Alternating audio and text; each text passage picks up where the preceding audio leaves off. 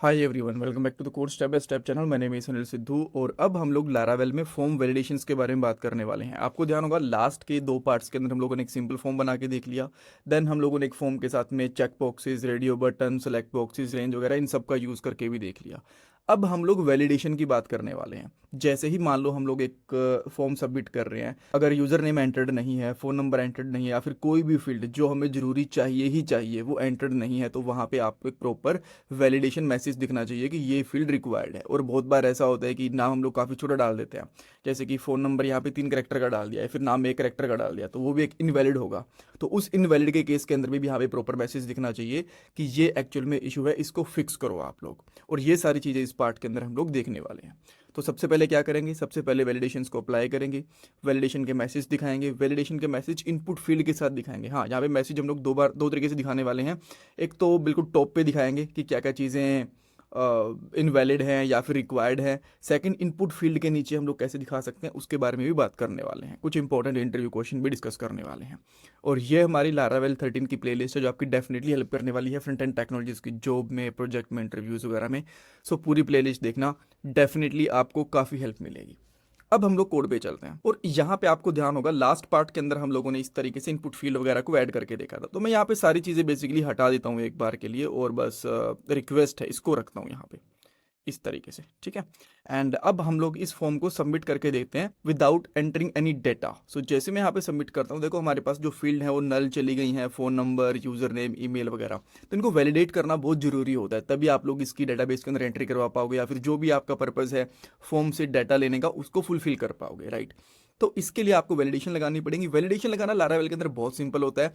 जैसे हमारे पास request object के ये मेथड्स थे ना, और जैसे मेथड है ओनली एक्सेप्ट, इस तरीके से एक वैलिडेट करके भी मेथड होता है। तो मैं यहाँ पे आपको दिखाता हूँ। सिंपली आपको क्या करना है, डॉलर रिक्वेस्ट, और इसके अंदर हमारे पास एक मेथड होता है वैलिडेट।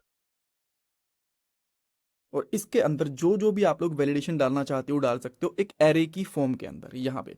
जैसे कि मैं सबसे पहले ये कहना चाहता हूँ कि जो हम लोग यहाँ से हमारा यूज़र नेम भेज रहे हैं ना, वो रिक्वायर्ड है, उसके बिना आपका काम नहीं चलेगा। तो इस केस में आप यहाँ पे क्या करोगे, सिंपली यहाँ पे लिखोगे यूज़र नेम, ये चीज़, और ये क्या है, ये रिक्वायर्ड है, तो यहाँ पे आप इस तरीके से लगा दोगे रिक्वायर्ड, और डेफिनेटली यहाँ पे इसको बंद कर दोगे। अब जैसे ही आप इसको सबमिट करने की कोशिश करोगे ना, आपका फॉर्म सबमिट ही नहीं होगा जब तक आप लोग यूज़र नेम डालोगे नहीं। मैं आपको दिखाता हूँ, रिफ्रेश करूंगा, मैंने यहाँ पे ऐड न्यू यूज़र पे क्लिक करा और देखो मैं वापस से उसी पेज पे आ गया। एक हल्का सा एक बार के लिए रिफ्रेश होगा पेज, ये देखना आप।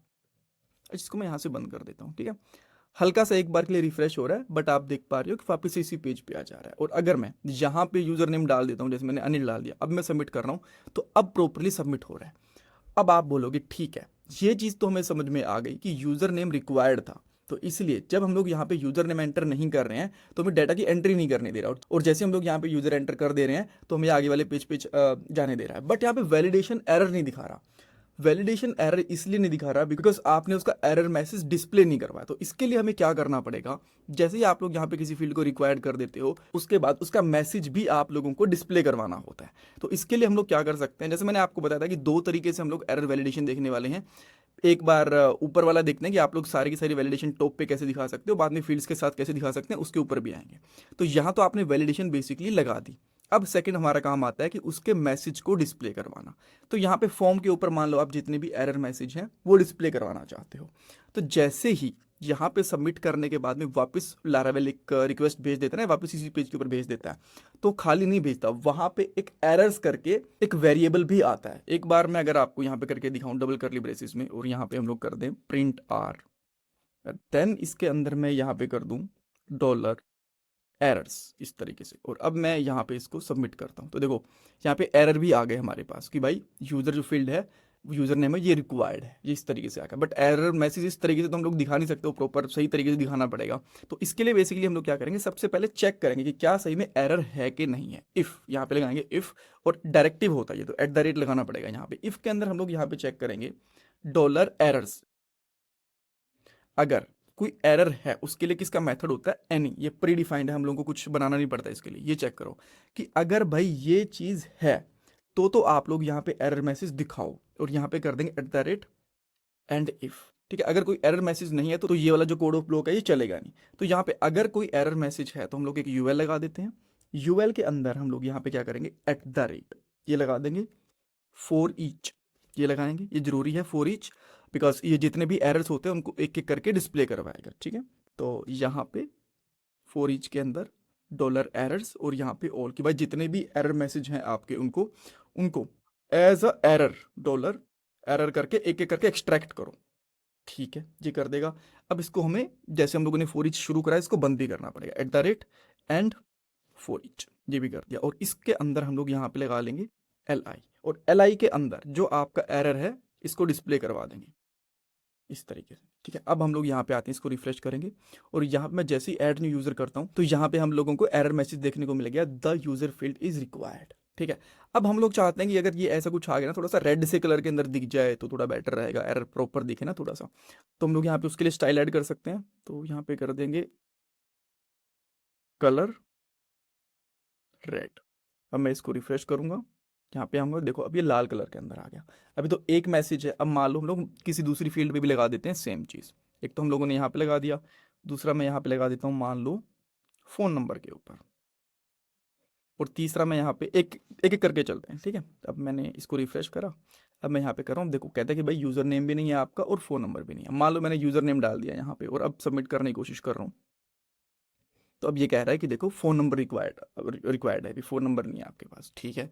तो हम लोग अगर फ़ोन नंबर दोनों डाल देंगे तो ये सबमिट करने देगा। मान लो मैंने यहाँ पे फ़ोन नंबर कुछ भी डाल दिया और सबमिट करा, देखो अब इसने इस फॉर्म को सबमिट होने दिया। अब ये वैलिडेशन से निकल के यहाँ से निकल के यहाँ पहुँच गया है, ठीक है। अब आप बोलोगे जो ये आपने फ़ोन नंबर डाला है ना, ये तो कुछ भी हो सकता है, जैसे कि मैं 1 डाल देता हूँ और जो यूज़र नेम है वो भी मैं ए डाल देता हूँ और सबमिट कर देता हूँ, ये तो अभी भी सबमिट होने दे रहा है। बट कुछ तो मिनिमम मैक्सिमम वैलिडेशन भी होनी चाहिए ना, बिल्कुल होनी चाहिए। तो इसके लिए अगर आपको मल्टीपल वैलिडेशन लगानी है तो यहाँ पे लगाओ पाइप, और पाइप के बाद में यहाँ पे कर सकते हो कि जो मिनिमम कैरेक्टर होंगे एक यूज़र नेम के अंदर वो 3 होंगे, पाइप जो मैक्सिमम कैरेक्टर होंगे वो 10 होंगे। फ़ोन नंबर के अंदर मान लो आपके पास 8 डिजिट का फ़ोन नंबर भी है, तो मिनिमम जो फ़ोन नंबर के कैरेक्टर होंगे वो 8 होंगे, और जो मैक्सिमम कैरेक्टर होंगे लेट्स से वो 10 होंगे। इस तरीके से कर सकते हो, ठीक है। अब हम लोग यहाँ पे आते हैं, रिफ्रेश करते हैं और सबसे पहले खाली भेजने की कोशिश करते हैं। इसने दिखा दिया कि भाई एरर है। अब मैंने यहाँ पे डाल दिया ए और यहाँ पे भी डाल दिया मान लो 1 डाल दिया।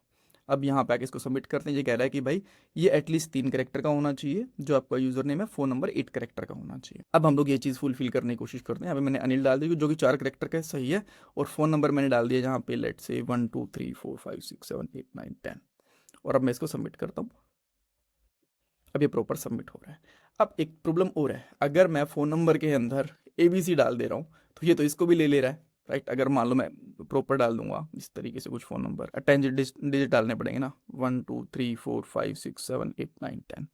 अब अगर मैं इसको सबमिट करूँगा, और ये भी तो रह गया ना, इसको मैंने अनिल सबमिट कर दिया और मैं इसको सबमिट कर रहा हूँ, देखो सबमिट करने दे रहा है। तो यानी कि जो नंबर है हमारा वो न्यूमेरिक का भी तो होना चाहिए ना, तो इसके लिए यहाँ पे न्यूमेरिक भी लगा सकते हो, राइट। सो यहाँ पे अब आके अगर आप इसमें जैसे ऊपर तो ये ठीक है, मैं रिफ्रेश करूँगा एक बार के लिए, अनिल डाल दिया, और इसके अंदर अगर आप कुछ ऐसा कुछ डालने की कोशिश करते हो 1 2 3 4 5 6 7 8 9 10, तो आपको ये बोलेगा कि भाई ये नंबर ही होना चाहिए। परफेक्ट, सही चीज़ है। तो अब मैं बेसिकली क्या करता हूँ, जो फ़ोन नंबर है ना इसकी वैलिडेशन कम कर देता हूँ, अदरवाइज ये ना काम नहीं करने देगा, बिकॉज बड़ी सारी और भी चीज़ें हम लोगों को चेक कर रही है। तो अब मैं बेसिकली क्या करूँगा, इसके बाद में मैं चेक करूँगा कि यहाँ पे मान लो जो स्किल्स हैं, राइट, ये होनी चाहिए और जेंडर भी होना चाहिए, तो इसके लिए भी वैलिडेशन लगानी है हमें। तो सिंपली आप यहाँ पे क्या करोगे, जेंडर ये भी रिक्वायर्ड है और जो आपकी स्किल्स हैं वो भी रिक्वायर्ड है। मैं यहाँ पे आने के बाद में स्किल्स वो भी रिक्वायर्ड है बेसिकली। तो अब मैं जैसे यहाँ पे आऊँगा तो अब इसने बोला कि भाई स्किल्स भी रिक्वायर्ड है और जेंडर भी रिक्वायर्ड है। अब एक चीज़ और भी है, देखो जो स्किल्स है ना यहाँ पे ये एरे की फॉर्म में जाने चाहिए। अब मान लो किसी वजह से एरे की फॉर्म में नहीं आ पा रही, ठीक है, डायरेक्टली आपने गलती से कुछ वैसे भेज दिया, एरे की फॉर्म में नहीं है, तो आप एरे की वैलिडेशन लगाना चाहते हो कैसे कर सकते हो, तो यहाँ पे आप बता भी सकते हो कि जो स्किल्स हैं वो आपकी एरे की फॉर्म में होनी चाहिए, ठीक है। अब इसको मैं एक वैलिडेशन लगा के दिखाता हूँ आपकी, थोड़ा सा टाइम तो लगेगा इसके अंदर। मैंने यहाँ से एरे हटा दिया, ठीक है। अब हम लोग इसको रिफ्रेश करते हैं और मैं इसको सबमिट करने की कोशिश करता हूँ। देखो इसने क्या बोला कि भाई ये सारी की सारी जो फील्ड्स हैं वो रिक्वायर्ड होनी चाहिए। अब मैंने लारावेल को ले लिया यहाँ पे, देन मैं इसको सबमिट करने की कोशिश करता हूँ। देखो इसने बोला skill must be in array, यानी कि इसकी प्रॉपर फील्ड्स होनी चाहिए, ऐसे सिलेक्शन वाली फील्ड्स होनी चाहिए। तो यहाँ पे एरे की इस तरीके से हम लोग वैलिडेशन भी लगा सकते हैं, ठीक है। तो एरे की वैलिडेशन हो गई, मिनिमम वैलिडेशन हो गई, मैक्सिमम वैलिडेशन हो गई। कुछ ऐसा तो नहीं है जो हम लोगों ने छोड़ दिया हो। ईमेल वैलिडेशन डेफिनेटली आप लगा सकते हो, जैसे कि हमारे पास एक ईमेल फील्ड भी थी, राइट। तो मैं यहाँ पे कर लेता हूँ ईमेल, और इसको हम लोग यहाँ पे कर लेंगे रिक्वायर्ड। उसके साथ में हम लोग यहाँ पे ईमेल भी करते हैं कि भाई ये ईमेल भी होनी चाहिए, राइट। तो बाकी सारी चीज़ें एक बार मैं हटा दे रहा हूँ, अदरवाइज ना ये भी प्रॉब्लम करेंगी। मैं चाहता हूँ कि बस मैं एक एक करके सारी चीज़ें चेक करूँ, ठीक है। देन मैं यहाँ पे आके सबमिट करने की कोशिश करता हूँ। इसने बोला ईमेल फील्ड होनी चाहिए, भाई ठीक है। अब मैंने ईमेल इसमें कुछ भी डालने की कोशिश करी, सबमिट करूँगा तो इसने यहीं पे एरर दे दिया, ठीक है। आप यहाँ पे देख पा रहे हो। सो इस तरीके से आप लोग ईमेल की वैलिडेशन भी आप बेसिकली लगा सकते हो, ठीक है। तो ये हमारे पास मल्टीपल वैलिडेशन हो गई। अब मैं इन सबको करता हूँ ऑन।